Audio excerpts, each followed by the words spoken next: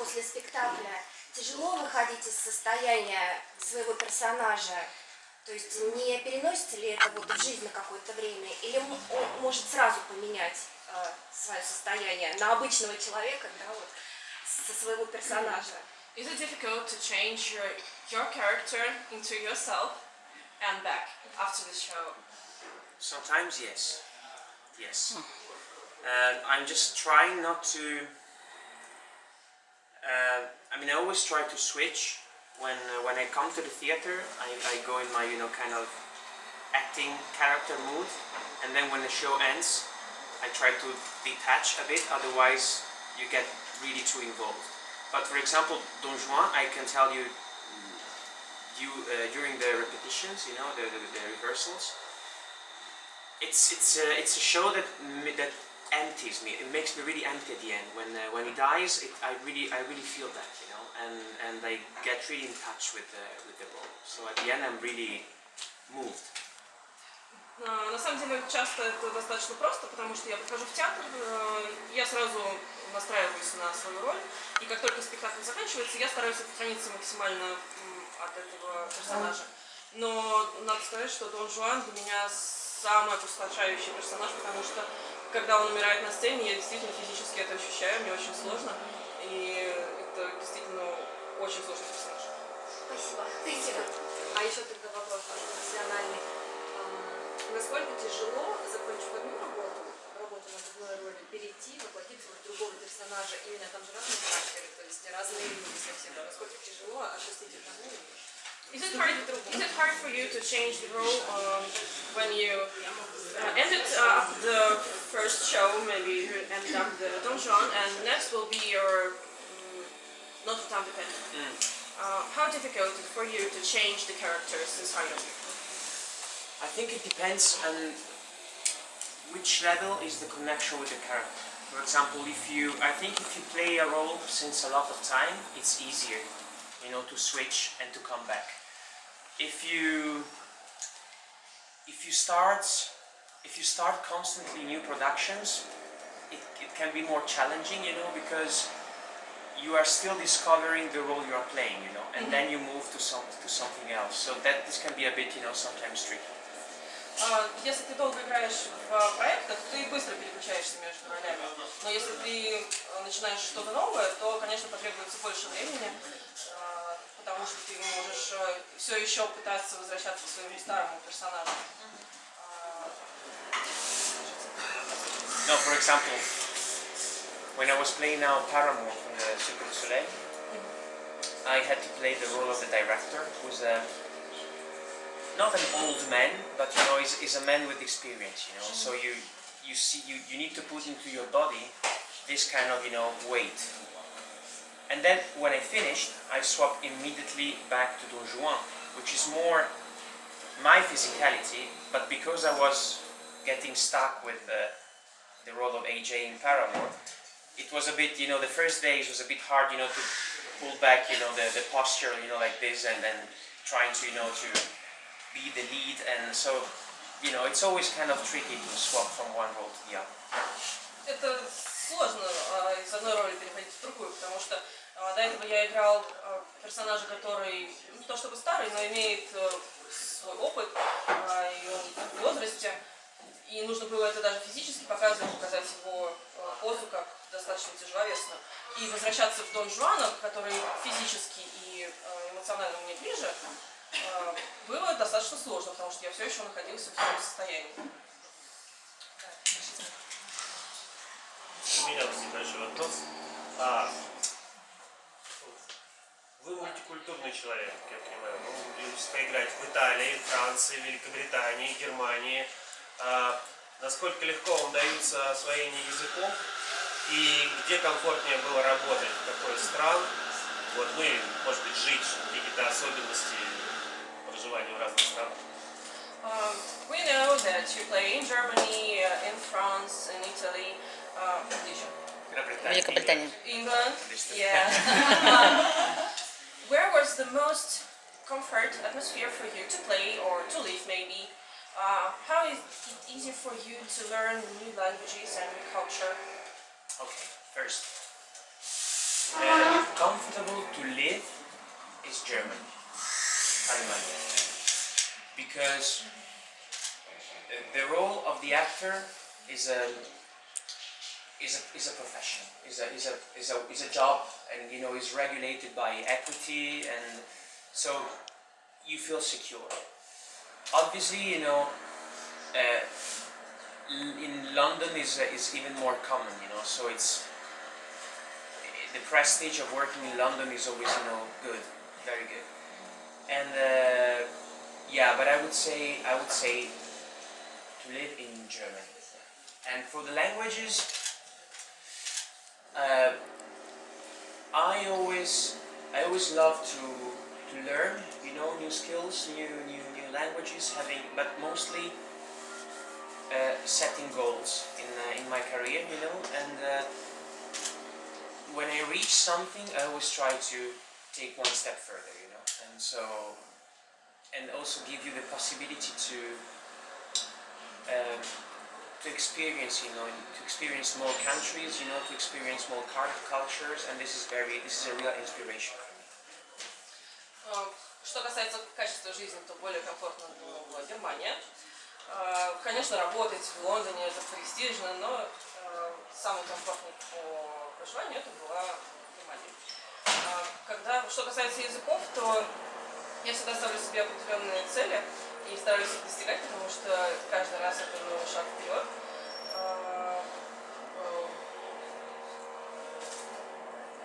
Вы изучаете языки когда там?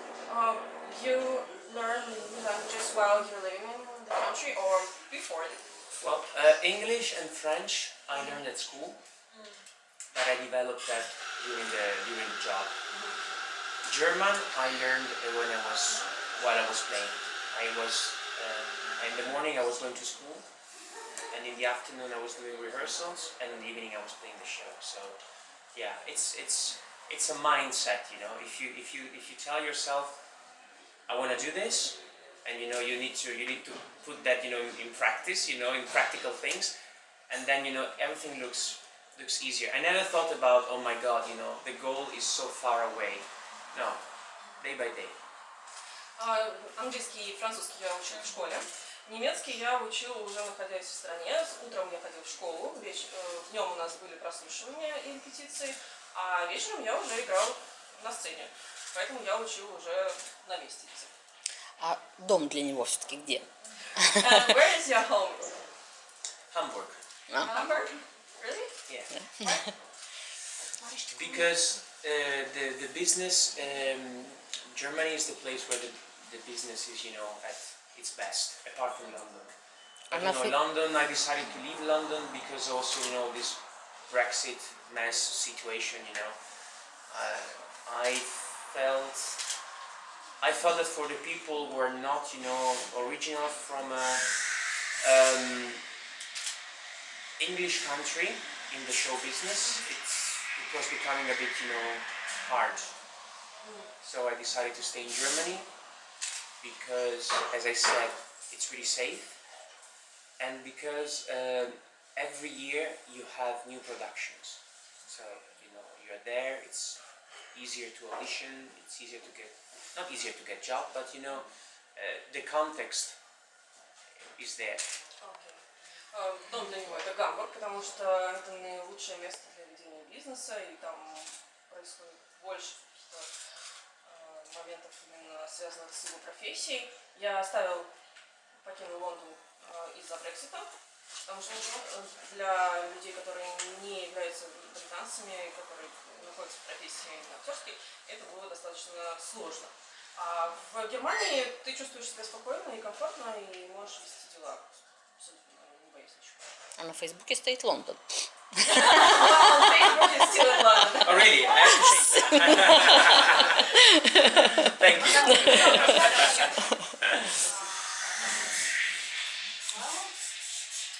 Я помню просто вас по Джульетте Ромео, вы были фактически главной звездой, как я оказалась нам здесь, в русской публике. И вот если бы пришлось вернуться к Меркуцию спустя эти больше 10 лет, что бы вот изменилось? Well, she remember you from appreciate it. And you were the first star, you were the first in this musical. So would you like to come back to Irkutsk and will you change something in it, in this character? I would like to play the show again. Yes, for sure.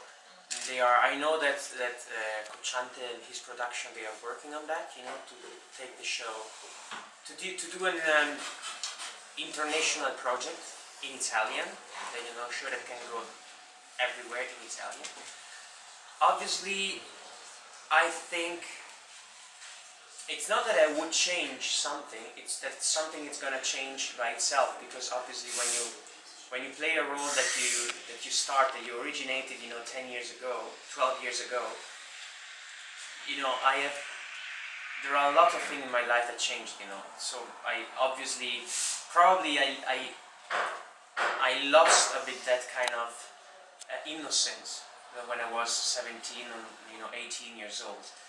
But for sure I can bring back to the role a bit more of experience, which at what time I was missing. So that you can see that, and then I'm gonna tell you something else. Okay. Да, он с удовольствием вернется к роли в Ромео и Джульетте, потому что во-первых, потому что он знает о том, что Кочанка хочет возродить проект на итальянском, который также путешествовал по всему миру. Но я бы не сказала, что я бы что-то изменила в роли. Оно само по себе поменялось, потому что прошло 12 лет, и я сам по себе стал другим, потому что в моей жизни произошли различные события. Поэтому роль сама по себе изменится. Иркутск станет немного другим. And yeah, for example, when I remember, I will never forget that thing. When I was the night of the premiere in Verona with Romeo and Juliet, I didn't know how the show was starting, if there was an overture or something, some music. So I was just there waiting, and then I heard the first notes of the first song starting, and the technician say, "Go, go." So I was like, just I didn't know what to expect, and then all of a sudden I was in front of 12,000 people ready to sing my first time. So this is something that obviously changed, during these years. But when I remember that, it's really a sweet memory, that makes you understand why they wanted young people to play that show. Когда мы играли в первый раз в Вероне, я не знала, что будет, потому что я не представляла себе этого. Когда прозвучали первые аккорды, и техники сказали: "Все, иди", я вышла на сцену перед тысячами людей и была просто в шоке. Конечно, сейчас это поменяется, потому что я уже к этому готов, а тогда это было что-то невероятное. И я понимаю, почему режиссеры хотели, чтобы играли именно молодые артисты. Живая игра. Да. А может спросить, были какие-то случаи смешные во время выступления, во время мюзиклов, когда кто-то забыл слова, а забыл роль, растерялся? Как солист, да, солист резко. Well, for sure you had some stories about some funny moments during your career. Maybe you forgot the words, or maybe you missed some lyrics. And your receipt to go through this situation. Well, I know. I tell you, I think the funniest were happening with Tarzan, because it was such a particular show. I was obviously in Tarzan. I was always kind of half naked. So one night I was really losing everything, also the costume here during the fight. But I was still trying to get, to stay in the character, so I was really like, but I was like, fuck, what's going on there? No. And I remember another thing, that I lost the focus at the time, because there's a flight when I just land in the audience, and all of a sudden I feel a smack here, and I said, what the fuck? And it could have been, my grandmother, I turned, it was like this sweet, old woman, just, and laughing at me, and I was like, what? And then I went, I just went backstage and I thought about that, and I started to cry and to laugh because it was what brings you to do that in the middle of the show, you know? Самые смешные случаи были во время Тарзана, потому что, как вы понимаете, большую часть шоу я полуобнаженный, и в какой-то момент я теряла костюм полностью. И когда я в какой-то момент в середине шоу приземляюсь в толпу, я просто понимаю, что кто-то мне там. В общем, вы поняли, что это было прекрасное шоу, и оказалось, что это была милая, очаровательная пожилая женщина, которая решила это сделать. Я не знала, плакать или смеяться. Марин, скажи, что он ее осчастливил. She was happy. Absolutely. She looked happy. Самая яркая событие в жизни. Можно вопрос? Вернемся в Гамбург, горячо любимый мной город, как я понял, Ваня. Есть ли какие-то любимые места в Гамбурге, где вы находите для себя успокоение, хорошо можете отдохнуть, насладиться атмосферой? Ну, потом еще один вопрос. Well, back to Hamburg. What's your favorite places in the city that brings you power and inspiration? Can you advise us something? Hamburg is a wonderful city itself. It's becoming more and more international, you know, and what I love about Hamburg is the variety of places. So you have courtiers, you know, areas, and every area has its particular, you know, feature or characteristic. You know?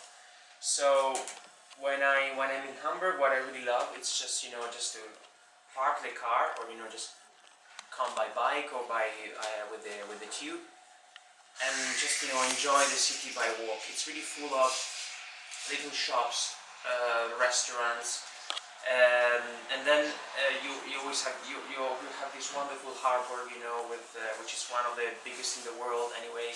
So it's a very fascinating city. It's a powerful city itself. Гамбург прекрасен сам по себе, в нем есть абсолютно разные районы, которые обладают своими определенными характеристиками, абсолютно разными. В нем полно магазинов, ресторанов, и для меня большое удовольствие просто гулять пешком по городу, припарковать машину или приехать на велосипеде или на общественном транспорте и просто ходить и наслаждаться городом. То есть можно прогуливаясь по улицам Гамбурга встретить Жана. So, well, next time when we will be on the vacation, Yes. we'll come to Hamburg. Come to Hamburg. You will love it. If you have free time, how do you spend your free time? In Hamburg, Вообще. if I can, I travel. In Moscow. Yes. If I can, I travel. Because as I said, I love it. You know, that's also why I like to be, you know, sometimes to have my routine, and which is mostly happening in Hamburg, you know, because you have your house, you have your schedule every day.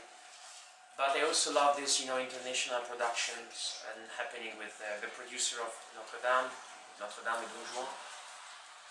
Because yeah, I just love I love to get in touch, you know, with new people and new cultures, and it makes me, you know, happy. And I think it's one of, you know, our life's purposes. And what is your lovely place or country when travel? Well, as a tourist, as a, you know, free time, I love the time I spent in Bali. Because in Bali, you know, you don't give importance to anything else than, you know, the people, the feelings and the relationship with people, and this makes the country really special. You know, there's no importance, you know, to money or to other things. You know, it's just staying there, being in community. There are so many people helping you there. You know, if you need anything, and I felt really, really touched and overwhelmed. Я люблю путешествовать, и если мне дают свободное время, я буду путешествовать в разные страны. Мне больше всего нравится Бали, потому что там... Можно не переводить. Можно не говорить. Нет, девочки, получается, переводить, конечно. Нравится Бали, потому что нравится атмосфера и люди, которые там есть, которые тебе помогут в любой ситуации. Никого не интересует твое положение или статус, а просто ты как личность. Про... Что еще мы говорили? Про любимые места. Все. Можно. Поговорим о проекте, который не столь известен в России, о проекте Paramore, который недавно шел в Германии. У меня такой вопрос. Любит ли ваш герой по-настоящему индиго, или это для него все-таки преобладает профессиональные отношения? И правильно ли индиго сделала, что выбрала не вас? Let's talk about the project Paramore, that is not that popular in Russia, unfortunately. What do you think about your character and Indigo? And is it right for her not to choose your character? Paramore is a very particular show because it's not a real musical. It's not a real Cirque du Soleil show. So it was a big experiment, which I think it was very interesting to play. The hardest thing in Paramore was to put together the Cirque du Soleil numbers together with the story. You know, that it doesn't look too obvious. You know, and I think they did it, you know, really well. The character was very particular to play because the role of AJ, the director, has a lot of text. He speaks more than what he sings, you know. So it's another way of more classical way to do, you know, theater business. And but at the same time, it has a lot of similarities with other roles I played, because also in that situation, AJ is a bit the narrator of the story, you know, and also very active, important part of the story itself. And I think that with Indigo is a wonderful...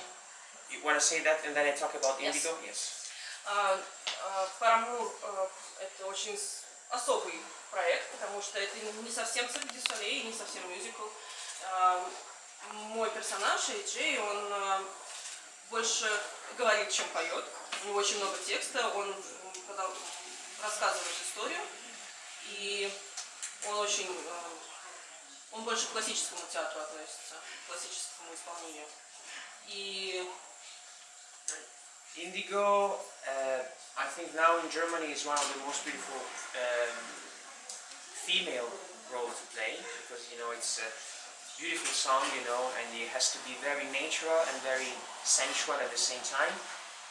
But I think that, yeah, no, at the end it's obvious that she chooses the other character, you know, because AJ is a very, you know, manipulative, you know, guy, and at the end, you know, like in basically all the musical, love wins, the real love wins. So she's in love with the other character, and she obviously chooses the other character.